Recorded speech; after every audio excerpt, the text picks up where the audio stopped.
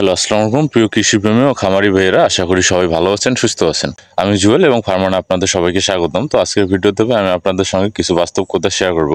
দেখেন ভাই, এখন সবাই একটা কথা বলে যে গরুর খামার করব, কিন্তু পরের কথা এসে যে টাকা নেই কেমনে করব, এই জায়গাটাতে প্রায় 90% মানুষ আসে থেমে যায়। আসলে খামার শুরু করতে টাকা লাগে ঠিক হইবে, কিন্তু প্রচুর টাকা লাগে না। আমারও শুরু ছিল একদম শূন্য থেকে, তবুও আজকে বুঝি যে টাকার চেয়ে দরকার বুদ্ধি, হিসাব আর পরিশ্রম। খামার মানে বিশাল গরু, বিশাল ঘর, লাখ টাকার ইনভেস্ট, এই ধারণাটা ভাই একদম ভুল। ছোট করে শুরু মানে এই না যে আপনি ছোট ভাবনায় কাজ করছেন। ছোট শুরু মানে হলো হিসাব বুঝে ধীরে ধীরে এগোনো। আমাদের দেশে অনেকেই আছে যারা 2টা গরু দিয়ে শুরু করে এখন 10টা 15টা পর্যন্ত উঠেছে, কিন্তু তারা কেউ একদিনে ওঠেনি। সময়, অভিজ্ঞতা আর নিয়মিত হিসাবই তাদের বড় করছে। প্রথম কথা হলো ভাই, আপনি যদি নতুন হন তাহলে একদম শুরুর দিকে 1টা বা 2টা দুধাল গরু দিয়ে শুরু করেন। কারণ যত বড় খামার তত বড় ঝুঁকি, আর যত ছোট শুরু তত বেশি শেখার সুযোগ থাকবে। যখন আপনি নিচে খাওয়ানো, পরিষ্কার পরিচ্ছন্ন, দুধ দোয়া সবকিছু বুঝে ফেলবেন, তখন বুঝবেন খরচ কোথায় কমানো যায়, কোথায় কোথায় সময় বাঁচানো যায়। এই জিনিসটাই বড় ইনভেস্টমেন্ট করার আগের আসল অভিজ্ঞতা ভাই। অনেকেই ভাবে গরু কিনলে খামার হয়ে যায়। না ভাই, গরু কেনা শেষ না, বরং এখান থেকে শুরু। কারণ গরু যত দামি হোক, যদি খাবার ম্যানেজ ঠিক না হয় রোগে পড়ে যাবে। তাই আগে ভাবেন ঘাসের ব্যবস্থা কই, পানির ব্যবস্থা কই, আপনার সময় হবে তো গরু সামলানোর। এই প্রশ্নগুলোর উত্তর যদি ঠিক মতো দিতে পারেন তাহলে টাকার চিন্তা একটু কমে যাবে ভাই।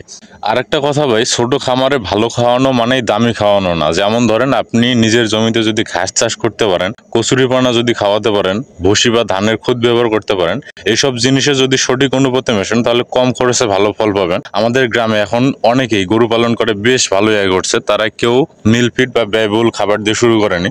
তারপর আসে আশেপাশের সম্পর্ক। খামার একা চালানো যায় না ভাই। আপনার আশেপাশের লোকজন, প্রতিবেশী, স্থানীয় দুধ বিক্রেতা, সবাইকে একটু বিশ্বাসে আনুন।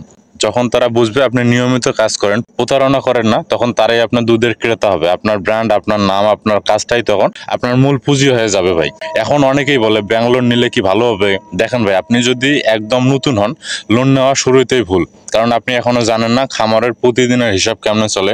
প্রথমে নিজের টাকায় ছোট করে শুরু করুন, দেখুন আপনার হাতে কাজ কেমন চলে। তারপর 1-1.5 বছর পর যখন দেখবেন সব নিয়মে চলছে, তখন লোন বা ইনভেস্টের চিন্তা করা যায়। শুরুতেই বড় ঋণ নেওয়া মানে চাপ আর ভয় একসাথে বেড়ে যাওয়া ভাই। আরেকটা জিনিস হলো, আপনি যদি চাকরি করেন বা অন্য কোনো জায়গায় কাজ করেন তাও সমস্যা না। একটা ছোট খামার আপনি সকাল বা সন্ধ্যায় সময় দিয়ে চালাতে পারবেন ভাই, কিন্তু শর্ত হলো নিয়মিত হতে হবে।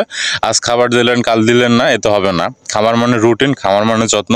গরু কথা বলে না, কিন্তু গরু বুঝে যত্নটা ভাই। ভাই ধীরে ধীরে যখন আপনার অভিজ্ঞতা বাড়বে তখন দেখবেন আপনি নিজেই বুঝতে পারছেন আরেকটা গরু যোগ করা যায়। এইভাবে 1 বছরে যদি 2টা গরু হয়, পরের বছরে 3টে 4টে হয়ে যাবে। বড় হওয়ার সবচেয়ে ভালো রাস্তা হলো ছোট থেকে শুরু করা। কারণ ছোট শুরু মানে ছোট ভুল, ছোট ক্ষতি, কিন্তু বড় একটা অভিজ্ঞতা ভাই, বড় একটা শেখা। সবশেষ একটা কথা বলি ভাই, অনেকেই ভাবে যে বড় খামার মানেই সফল খামার। না ভাই, বড় খামার মানে বড় চিন্তা নয়। সফল খামার মানে হলো যেখানে কম খরচে নিয়মিত লাভ আসে। আপনি যদি নিজের হাতে খাওয়ান, পরিষ্কার রাখেন, রোগ প্রতিরোধে সতর্ক থাকেন, তাহলে ছোট খামারে একদিন বড় হয়ে উঠবে।